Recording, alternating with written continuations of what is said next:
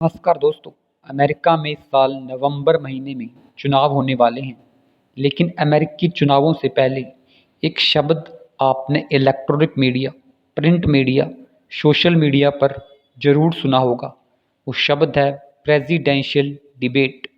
Presidential debate की शुरुआत America के सबसे खास राष्ट्रपतियों में शुमार अब्राहम लिंकन से जुड़ी हुई है। अब्राहम लिंकन ने ही अपने प्रतिद्वंदी स्टीफन डगलस के साथ 7 बार बहस की थी और इसी से ही प्रेसिडेंशियल डिबेट का मार्ग प्रशस्त हुआ।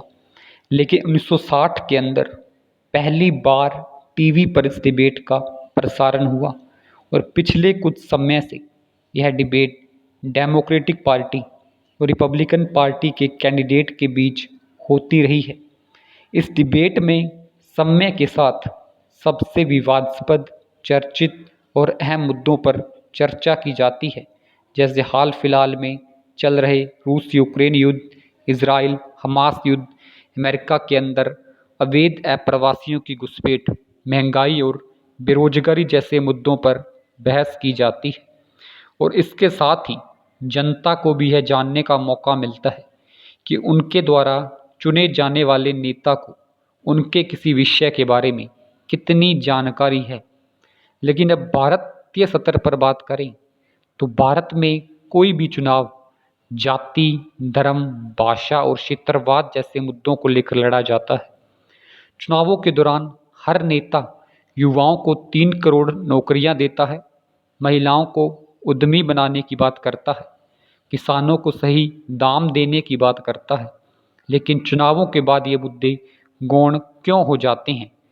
यह सवाल इसलिए भी है कि क्या भारत में भी प्रेसिडेंशियल डिबेट की तर्ज पर पीएम डिबेट करवाई जा सकती है और क्या यह होनी चाहिए?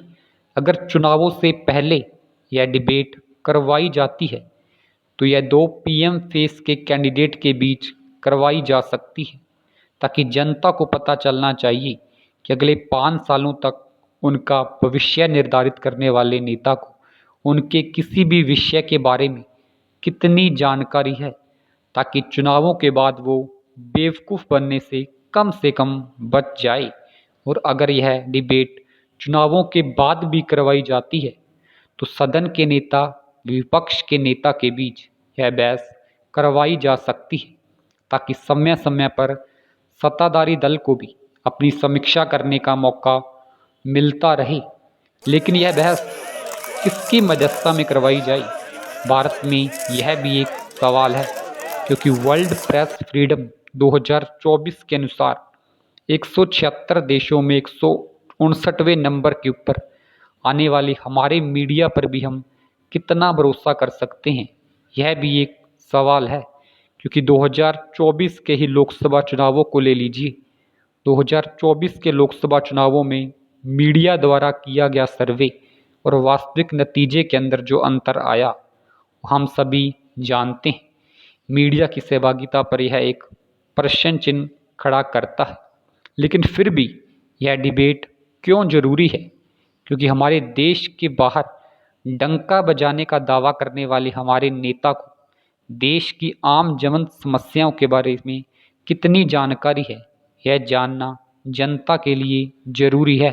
हमारे देश में 8.1% की बेरोजगारी को कम करने के लिए हमारे नेता के पास क्या विजन है, यह जानना जरूरी है।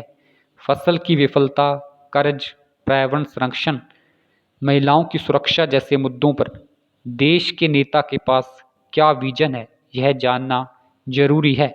और एक नेता के लिए भी यह जानना जरूरी है कि सरकार द्वारा लागू की जाने वाली योजनाएं क्या वास्तव में जनता तक पहुंच रही है, यह जानना जरूरी है। एक लोकतंत्र के होते हुए भी जनता के पास मौका नहीं है अपने नेता से सवाल पूछने का। क्या लोकतंत्र के नाम पर ये यूं ही चलता रहे या इसमें कुछ सुधार होना चाहिए? एक सवाल है और आप भी अपनी राय जरूर दीजिए। नमस्कार। उम्मीद करते हैं वीडियो पसंद आया होगा। वीडियो को ज़्यादा से ज़्यादा लाइक करें, शेयर करें, चैनल को सब्सक्राइब करें। धन्यवाद।